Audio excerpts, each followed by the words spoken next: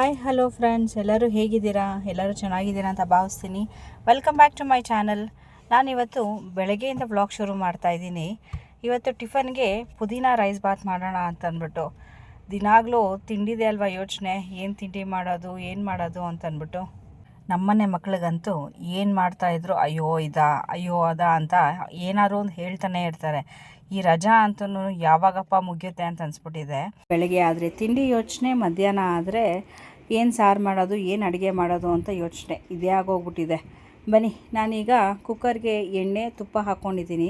ಇದಕ್ಕೆ ಮಸಾಲೆ ಐಟಮ್ಸು ಚಕ್ಕೆ, ಲವಂಗ, ಏಲಕ್ಕಿ, ಪಲಾವ್ ಎಲೆ, ಅನಾನಸ್ ಹೂವು, ಕಲ್ಲು ಹೂವು ಮತ್ತು ಸ್ವಲ್ಪ ಜಾಪತ್ರೆ ಇಷ್ಟು ಹಾಕಿದ್ದೀನಿ. ಮಸಾಲೆ ಐಟಮ್ಸ್ ಇಷ್ಟು ಹಾಕಿ ಎಣ್ಣೆನ ಸ್ವಲ್ಪ ಮೀಡಿಯಮ್ ಫ್ಲೇಮಲ್ಲಿ ಇಟ್ಕೊಂಡು ಮಸಾಲೆ ಐಟಮ್ಸ್ನೆಲ್ಲನೂ ಸ್ವಲ್ಪ ಫ್ರೈ ಮಾಡ್ಕೊಂಡಿದ್ದೀನಿ. ಈ ಮಸಾಲೆ ಐಟಮ್ಸು ಎಣ್ಣೆಲಿ ಬಿಡೋದ್ರಿಂದ ಫ್ಲೇವರ್ ಚೆನ್ನಾಗಿ ಕೊಡುತ್ತೆ. ಅದಕ್ಕಾಗಿ ಫಸ್ಟು ಮಸಾಲೆನ ಸ್ವಲ್ಪ ಎಣ್ಣೆಲಿ ಹುರ್ಕೊಂಡು ಆ ನಂತರ ಈರುಳ್ಳಿ ಸಣ್ಣಗೆ ನಾನು ಏನು ಕಟ್ ಮಾಡ್ಕೊಂಡಿದ್ದೀನಿ, 2 ಈರುಳ್ಳಿ ಯೂಸ್ ಮಾಡಿದ್ದೀನಿ.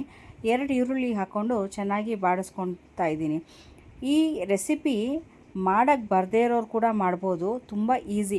ಬೆಳಗ್ಗೆ ಹೊತ್ತು ಅರ್ಜೆನ್ಸಿಯಲ್ಲಿ ಏನಪ್ಪ ತಿಂಡಿ ಮಾಡೋದು ಏನು ಮಾಡೋದು ಅಂತ ಯೋಚನೆ ಇದ್ದಾಗ ಬೇಗ ಫಟಾಫಟ್ ಅಂತ ಆಗುತ್ತೆ ಈ ರೆಸಿಪಿ. ಪುದೀನ ಕೊತ್ತಂಬರಿ ಸೊಪ್ಪು ಇದ್ದರೆ ಸಾಕು, ಬೇಗ ರೆಸಿಪಿ ಆಗೋಗುತ್ತೆ.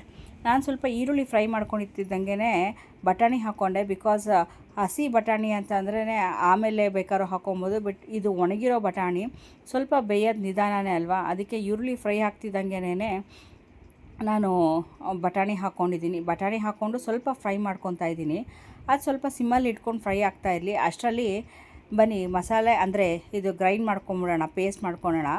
ನಾನು ಮಿಕ್ಸಿ ಜಾರ್ಗೆ ಸ್ವಲ್ಪ ಕೊತ್ತಂಬರಿ ಮತ್ತು 1 ಹಿಡಿ 1.5 ಹಿಡಿ ಆಗೋಷ್ಟು ಪುದೀನ ತೊಗೊಂಡಿದ್ದೀನಿ. 1 ಹಿಡಿ ಕೊತ್ತಂಬರಿ ಸೊಪ್ಪು, 1.5 ಹಿಡಿ ಪುದೀನ ಸೊಪ್ಪು ಮತ್ತು ಖಾರ ನೋಡಿಕೊಂಡು ಹಸಿಮೆಣ್ಸಿನ್ಕಾಯಿ ಹಾಕ್ಕೊಳ್ಳಿ. ಬಿಕಾಸ್ ನಿಮ್ಮ ಖಾರ ಅನುಗುಣವಾಗಿ ಹಸಿಮೆಣ್ಸಿನ್ಕಾಯಿನ ಯೂಸ್ ಮಾಡ್ಕೊಳ್ಳಿ. ನಾನಿಲ್ಲಿ 15 ಮೆಣಸಿನ್ಕಾಯಿ ಯೂಸ್ ಮಾಡ್ಕೊಂಡಿದ್ದೀನಿ. ಇದು ಸ್ವಲ್ಪ ಖಾರ ಕಮ್ಮಿನೇ ಇದೆ, ಪರವಾಗಿಲ್ಲ. ಸೊ ಅದರಿಂದ ನಾನು 15 ಮೆಣಸಿನ್ಕಾಯಿ ಯೂಸ್ ಮಾಡ್ಕೊಂಡಿದ್ದೀನಿ. ನಿಮ್ಮ ಖಾರಕ್ಕೆ ತಕ್ಕಂಗೆ ಯೂಸ್ ಮಾಡ್ಕೊಳ್ಳಿ. ಮತ್ತು ಸ್ವಲ್ಪ ಶುಂಠಿ ಮತ್ತು ಬೆಳ್ಳುಳ್ಳಿ. ಶುಂಠಿ ಬೆಳ್ಳುಳ್ಳಿ ಪೇಸ್ಟ್ ಇದ್ದರೆ ನಾವು ಈರುಳ್ಳಿ ಹಾಕ್ತೀವಲ್ಲ, ಆಗಲೇ ಶುಂಠಿ ಬೆಳ್ಳುಳ್ಳಿ ಪೇಸ್ಟ್ನ ಹಾಕ್ಕೊಬೋದು. ಶುಂಠಿ ಬೆಳ್ಳುಳ್ಳಿ ಪೇಸ್ಟ್ ಮಾಡಿರಲಿಲ್ಲ, ಸೊ ಅದಕ್ಕಾಗಿ ಖಾಲಿ ಆಗಿರೋದ್ರಿಂದ ನಾನು ಇದಕ್ಕೆ ಹಾಕ್ಕೊತಾ ಇದ್ದೀನಿ. ನೀವು ಈ ಥರ ಬೇಕಾದ್ರೂ ಹಾಕ್ಕೊಬೋದು. ಇಲ್ಲ ಅಂತಂದರೆ ಶುಂಠಿ ಬೆಳ್ಳುಳ್ಳಿ ಪೇಸ್ಟ್ ಹಾಕ್ತೀರಾ ಅಂತಂದರೆ ಶುಂಠಿ ಬೆಳ್ಳುಳ್ಳಿ ಪೇಸ್ಟ್ ಈರುಳ್ಳಿ ಹಾಕಿ, ಈರುಳ್ಳಿ ಸ್ವಲ್ಪ ಫ್ರೈ ಆಗ್ತಿದ್ದಂಗೆ ಶುಂಠಿ ಬೆಳ್ಳುಳ್ಳಿ ಪೇಸ್ಟ್ ಹಾಕ್ಕೊಬೋದು. ಇದನ್ನೆಲ್ಲ ಹಾಕ್ಕೊಂಡು ಸ್ವಲ್ಪ ನೈಸಿಗೆ ಅಂತಂದರೆ ತರಿ ಆಗುವಲ್ಲ, ಸ್ವಲ್ಪ ನೈಸಿಗೆ ಪೇಸ್ಟ್ ಮಾಡ್ಕೊಬೇಕಾಗತ್ತೆ. ಶುಂಠಿ ಬೆಳ್ಳುಳ್ಳಿ ಪೇಸ್ಟ್ ಹಾಕಿದ್ರೆ ಇಲ್ಲಿ ಬೆಳ್ಳುಳ್ಳಿ ಮತ್ತು ಶುಂಠಿ ಇಲ್ಲಿ ರುಬ್ಲಿಕ್ಕೆ ಹಾಕಬೇಡಿ. ಇಲ್ಲಿ ಹಾಕಿದ್ರೆ ಅಲ್ಲಿ ಶುಂಠಿ ಬೆಳ್ಳುಳ್ಳಿ ಪೇಸ್ಟ್ ಹಾಕಬೇಡಿ, ಕನ್ಫ್ಯೂಷನ್ ಮಾಡ್ಕೊಬೇಡಿ. ಇದನ್ನೆಲ್ಲ ಪೇಸ್ಟ್ ಮಾಡಿಕೊಂಡು ಏನು ಈರುಳ್ಳಿ ಫ್ರೈ ಆಗಿದೆ ಅದಕ್ಕೆ ಹಾಕ್ಕೊಂಡು ಚೆನ್ನಾಗಿ ಹಸಿ ವಾಸನೆ ಹೋಗೋವರೆಗೂ ಹುರ್ಕೊಬೇಕು. ಇದು ಹಸಿ ವಾಸನೆ ಹೋಗ್ತಿದ್ದಂಗೆ ಎಣ್ಣೆ ಎಲ್ಲ ಬಿಡೋಕ್ಕೆ ಸ್ಟಾರ್ಟ್ ಆಗುತ್ತೆ. ಸೈಡಲ್ಲಿ ನೋಡಿ, ಈ ಥರ ಎಣ್ಣೆ ಎಲ್ಲ ಬಿಡೋಕ್ಕೆ ಸ್ಟಾರ್ಟ್ ಆಗುತ್ತೆ. ಇಲ್ಲಿವರೆಗೂ ಫ್ರೈ ಮಾಡ್ಕೊಬೇಕಾಗತ್ತೆ. ಯಾಕೆ ಅಂತಂದರೆ ಮೆಣಸಿನ್ಕಾಯಿದಾಗಿರ್ಬೋದು, ಶುಂಠಿ ಬೆಳ್ಳುಳ್ಳಿದಾಗಿರ್ಬೋದು, ಹಸಿ ವಾಸನೆ ಹೋಗೋವರೆಗೂ ಫ್ರೈ ಮಾಡಿಕೊಂಡು ಅದು ಸ್ವಲ್ಪ ಹಸಿ ವಾಸನೆ ಹೋಗಿದೆ, ಎಣ್ಣೆ ಬಿಡ್ತಾ ಬಂದಿದೆ ಅಂತಂದಾಗ ಟೊಮೆಟೊ, ನಾನು ಒಂದು ಸಣ್ಣ ಟೊಮೆಟೊ 2 ಯೂಸ್ ಮಾಡಿದ್ದೀನಿ. ಚಿಕ್ಕದಿತ್ತು, ಅದಕ್ಕಾಗಿ ನಾನು 2 ಟೊಮೆಟೊ ಯೂಸ್ ಮಾಡಿದ್ದೀನಿ. ಸ್ವಲ್ಪ ಅರಿಶಿನ ಪುಡಿ ಮತ್ತು ರುಚಿಗೆ ತಕ್ಕಷ್ಟು ಉಪ್ಪು ಈಗಲೇ ಹಾಕ್ಕೊಳ್ಳಿ. ನಾನು 1 ಹಿಡಿ ಆಗೋಷ್ಟು ಹಾಕ್ತಾಯಿದ್ದೀನಿ. ನಾನು ಕಲ್ಲುಪ್ಪು ಯೂಸ್ ಮಾಡ್ತೀನಿ. ಒಂದು ಹಿಡಿನೂ ಅಲ್ಲ, ಸ್ವಲ್ಪ ಅರ್ಧ ಮುಕ್ಕಾಲು ಹಿಡಿ ಅಷ್ಟು ಕಲ್ಲುಪ್ಪು ಹಾಕ್ಕೊಂಡಿದ್ದೀನಿ. ಇದನ್ನು ಹಾಕ್ಕೊಂಡು ಸ್ವಲ್ಪ ಚೆನ್ನಾಗಿ ಫ್ರೈ ಮಾಡ್ಕೊಬೇಕು. ಇದು ಫ್ರೈ ಆಗ್ತಿದ್ದಂಗೆನೇ ನಾವು ಅಕ್ಕಿನ ಏನು ತೊಳೆದು ಇಟ್ಕೊಂಡಿರ್ತೀವಿ ಅದನ್ನು ಸ್ವಲ್ಪ ನೀರಲ್ಲಿ ನೆನೆಹಾಕ್ಕೊಬೇಕು. ಇದಕ್ಕೆ 1.5 ಗ್ಲಾಸ್ ಅಕ್ಕಿ ತೊಗೊಂಡಿದ್ದೀನಿ. ಇದಕ್ಕೆ 3 ಗ್ಲಾಸ್ ನೀರು ಹಾಕಿದ್ದೀನಿ. ಬಿಕಾಸ್ ಮಸಾಲೆಯಲ್ಲೂ ನೀರಿಲ್ಲ. ಆ ಮಸಾಲೆಯಲ್ಲಿ ನೀರು ಏನಿರುತ್ತೆ ಅದು ನಾವು ಫ್ರೈ ಮಾಡ್ಕೊಂಡಿರ್ತೀವಿ, ಅದು ಆ ನೀರಿನ ಅಂಶ ಎಲ್ಲನೂ ಹೋಗಿರುತ್ತಲ್ವ, ಅದಕ್ಕಾಗಿ ನಾನು ನೀರಿಲ್ಲೇನು ಕಮ್ಮಿ ಮಾಡ್ತಾಯಿಲ್ಲ. ಸೊ 1.5ಗೆ 3 ಗ್ಲಾಸು 3 ಗ್ಲಾಸ್ ನಾನು ನೀರು ಹಾಕ್ತಾಯಿದ್ದೀನಿ. ನಾನು ಮುಂಚೆನೇ ಅಕ್ಕಿ ಹಾಕ್ತಾಯಿಲ್ಲ. ನೀರು ಚೆನ್ನಾಗಿ ಕುದಿ ಬಂದ ಮೇಲೆ ಅಕ್ಕಿ ಹಾಕಿದ್ರೆ ತಳ ಹಿಡಿಯೋದಿಲ್ಲ. ನಾವು ಫಸ್ಟೇ ಅಕ್ಕಿ ಹಾಕಿ ಆಮೇಲೆ ನೀರು ಹಾಕಿ ಇದು ಮಾಡ್ತೀವಿ ಅಂತಂದರೆ ಅದು ತಳ ಹಿಡಿಯೋ ಚಾನ್ಸಸ್ ಇದೆ. ಬಿಕಾಸ್ ನಾನು ಇದು ಸುಮಾರು ಸತಿ ನಾನು ಅಬ್ಸರ್ವ್ ಮಾಡಿದ್ದೀನಿ. ಅದಕ್ಕೆ ನೀರೆಲ್ಲ ಚೆನ್ನಾಗಿ ಕುದ್ದ ಮೇಲೆ ಅಕ್ಕಿ ಹಾಕಿ ಈ ಹದದಲ್ಲೇ ನಿಮಗೆ ಉಪ್ಪು ಖಾರ ನೋಡ್ಕೊಳ್ಳಿ. ಉಪ್ಪು ಖಾರ ಸರಿ ಇದೆಯೋ ಇಲ್ವೋ ಅಂತ ಚೆಕ್ ಮಾಡ್ಕೊಳ್ಳಿ. ಖಾರ ಕಮ್ಮಿ ಇದ್ದರೆ ಚಿಲ್ಲಿ ಪೌಡರ್ ಹಾಕಬೇಡಿ. ಮೆಣಸಿನ್ಕಾಯಿನೇ ಇದರಲ್ಲಿ 2 ಭಾಗ ಮಾಡಿಕೊಂಡು ಮೆಣಸಿನ್ಕಾಯಿನ ಈ ಹದದಲ್ಲಿ ಹಾಕ್ಕೊಳ್ಳಿ. ಉಪ್ಪು ಕಮ್ಮಿ ಇದ್ರೂ ಹಾಕ್ಕೊಳ್ಳಿ, ಮೆಣಸಿನ್ಕಾಯಿನೂ ಹಾಕ್ಕೊಳ್ಳಿ.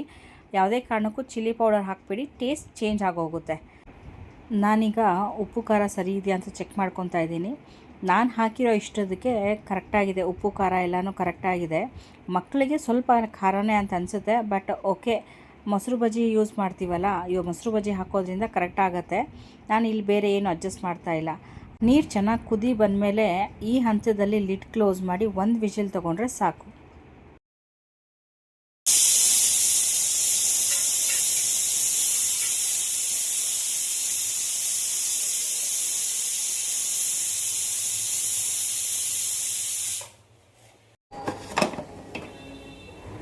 ಪುದೀನ ರೈಸ್ ಬಾತ್ ನೋಡಿ ಕರೆಕ್ಟಾಗಿ ಆಗಿದೆ. ನಿಮ್ಗೆ ಅರ್ಜೆಂಟಾಗೆ ನಿಮಗೆ ಆಗಬೇಕು ಅಂತಂದರೆ 2 ವಿಷಲ್ ತೊಗೊಬೋದು. ಇಲ್ಲ ಪರವಾಗಿಲ್ಲ ನಿಧಾನಕ್ಕೆ ಆಗಲಿ ಅಂತಂದರೆ 1 ವಿಷಲ್ ತೊಗೊಂಡು ಸಾಕು. 1 ವಿಷಲ್ಗೆ ಆಗುತ್ತೆ. ಯೂಶ್ವಲಿ ನಾನು 1 ವಿಷಲ್ ಪಲಾವ್ ಆಗಿರ್ಬೋದು, ರೈಸ್ ಬಾತ್ ಆಗಿರ್ಬೋದು, ಏನೇ ಮಾಡಿದ್ರು ನಾನು ಒಂದೇ ವಿಷಲ್ ತೊಗೊಳೋದು. 1 ವಿಷಲ್ಗೆ ಕರೆಕ್ಟಾಗಿ ಆಗುತ್ತೆ. ನೋಡಿ ಎಷ್ಟು ಚೆನ್ನಾಗಿ ಉದ್ರಾಗಿ ಸೂಪರಾಗಿ ಆಗಿದೆ. ಲಾಸ್ಟಲ್ಲಿ ಕೊತ್ತಂಬರಿ ಸೊಪ್ಪು ಹಾಕಿ ಸ್ವಲ್ಪ ಗಾರ್ನಿಷ್ ಮಾಡಿಕೊಂಡು ಸ್ವಲ್ಪ ಲೆಮನ್ ಬೇಕಂತಂದರೂ ಹಾಕೊಬೋದು. ಇಲ್ಲಿಗೆ ಪುದೀನ ರೈಸ್ ಬಾತ್ ರೆಡಿಯಾಗಿದೆ. ಮತ್ತು ಇದ್ರ ಜೊತೆಗೆ ರಾಯ್ತಾ ಬೇಕಾದ್ರೂ ಹಾಕೊಬೋದು ಅಥವಾ ಚಟ್ನಿ ಬೇಕಾದ್ರೂ ಹಾಕೊಬೋದು. ನಮ್ಮನೇಲಿ ಚಟ್ನಿ ಯೂಸ್ ಮಾಡೋದಿಲ್ಲ, ಅಂದರೆ ಯಾರೂ ತಿನ್ನೋದಿಲ್ಲ. ಮೊಸರು ಬಜ್ಜಿ ಸ್ವಲ್ಪ ಇಷ್ಟಪಡ್ತಾರೆ, ಸೊ ಅದಕ್ಕಾಗಿ ಮೊಸರು ಬಜ್ಜಿ ಯೂಸ್ ಮಾಡಿದ್ದೀನಿ.